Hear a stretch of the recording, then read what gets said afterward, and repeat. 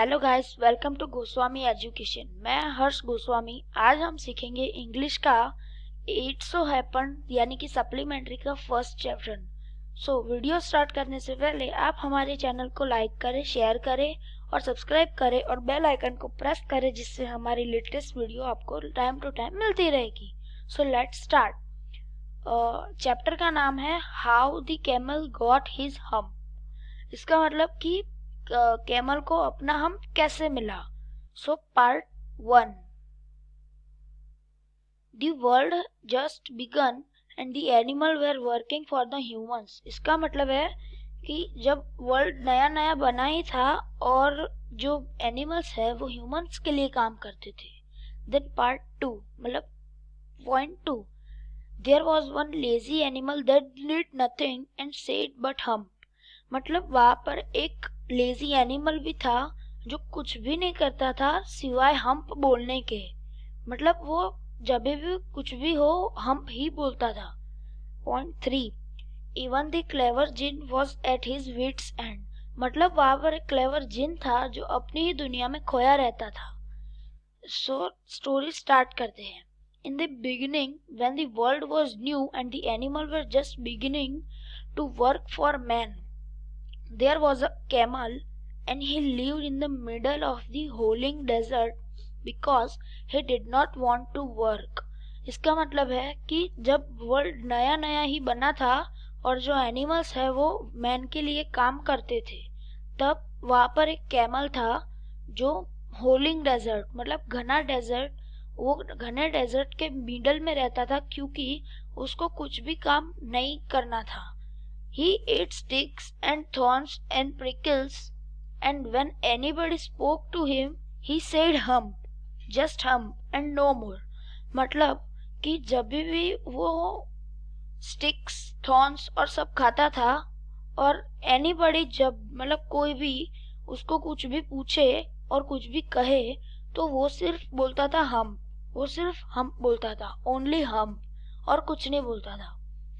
Presently, the horse came to him on Monday morning with a saddle on his back and said, Camel, oh camel, come out and trot like the rest of us।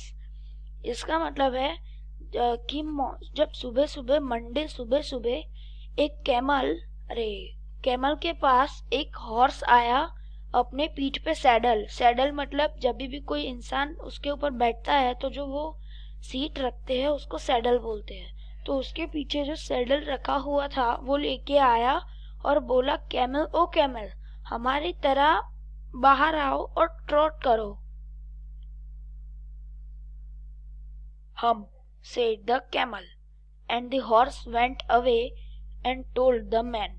इसका मतलब है camel ने बोला हम और जो horse था वो मैन के पास गया और उसको बोल दिया। Presently the dog came to him with a stick in his mouth and said, Camel, oh camel, come and fetch and carry like the rest of us।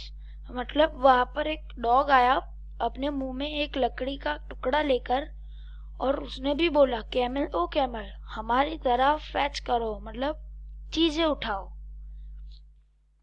हम said the camel and the dog went away and told the man।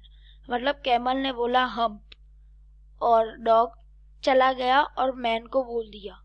Presently the ox came to him with the yoke on his neck and said, Camel, oh camel, come and plow like the rest of the us। मतलब जो aux आया और बोला, camel O camel, उसके नेक पे okay था मतलब जमीन खोदने की हल जिसको बोलते हैं, वो लेकर आया और बोला, camel O camel, plough like the rest of us, मतलब हमारे जैसे खोदो तुम भी आके। हम said the camel and the ox went away and told the man। हम कैमल ने बोला हम्प और ऑक्स भी चला गया और उसने भी मैन को बोल दिया। At the end of the day the man called the horse and the dog and the ox together and said, 303, I am very sorry for you। But the hump thing in the desert can't work.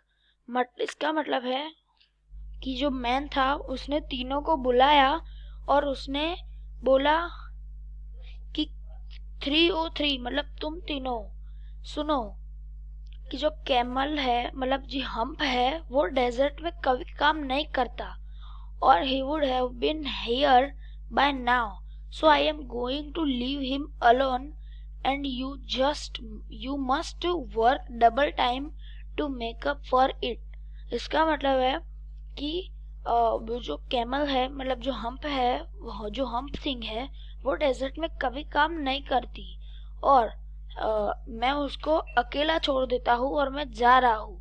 तुम तीनों को double time करना पड़ेगा उसके काम, double time करना पड़ेगा camel का काम भी। That made three very angry and they held a panchayat on the edge of the desert and the camel came chewing cud and laughed at them। इस बात ने उन तीनों को बहुत ही गुस्सा आया और उन्होंने एक पंचायत बुलाई डेजर्ट के कोने पे, एज पे मतलब उसके डेजर्ट की लाइन पे। वहां पर एक कैमल आया, वो कैमल आया कर्ड और लाफ्ड एट देम मतलब उन पे हंसता हंसता वो कैमल आया। Then he said hump and went away again. वो हम्प बोला और फिर से चला गया। Presently there came along the jinn who was in charge of all desert rolling in cloud of dust। मतलब कि वहां पर एक जिन आया जो सारे डेजर्ट्स का राजा था, अरे इंचार्ज था of all desert. Rolling in a cloud of dust मतलब मिट्टी के क्लाउड में वो धुलता धुलता आया, घूमता घूमता मतलब भवंडर में घूमता घूमता आया। Jinn of all desert said the horse is it right for anyone to be ideal. मतलब हॉर्स ने जिन को पूछा कि किसी के लिए भी आइडियल होना सही है। सर्टेनली नॉट सेड द जिन। जिन ने रिप्लाई दिया कि सर्टेनली नॉट मतलब ये सही नहीं है।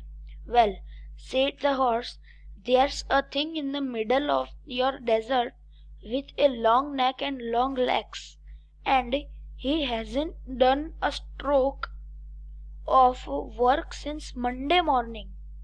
इसका मतलब है कि हॉर्स ने वो जिनको बोला कि मिडल मतलब डेजर्ट के मिडल में एक लंबी नेक वाला और लंबे टांग वाला एक चीज है जिसने मंडे मॉर्निंग से कुछ काम नहीं किया। He won't road, वो अपनी ही धुन में रहता है। View said the jinn whistling, that's my camel, what does he say about। View said the jinn whistling मतलब उसने whistling करते हुए बोला व्यू वो कैमल है। उसने क्या कहा? He says hum, he won't plow, he will not plow said the ox। Ox ने बोला कि वो सिर्फ हम्प बोला और कुछ नहीं बोला। Very good said the jinn, I will hump him if you will kindly wait a minute। मतलब जिन ने बोला कि तुम 1 मिनट के लिए रुक जाओ, मैं अभी उसको बुलाता हूँ।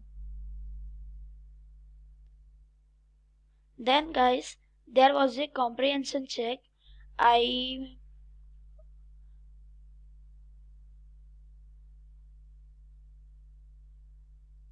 मैं ये आशा रखता हूँ कि आप कॉम्प्रिहेंशन चेक पूरा कर लेंगे और इसके सारे आंसर्स आपको मेरी समझाई हुई स्टोरी में मिल जाएंगे।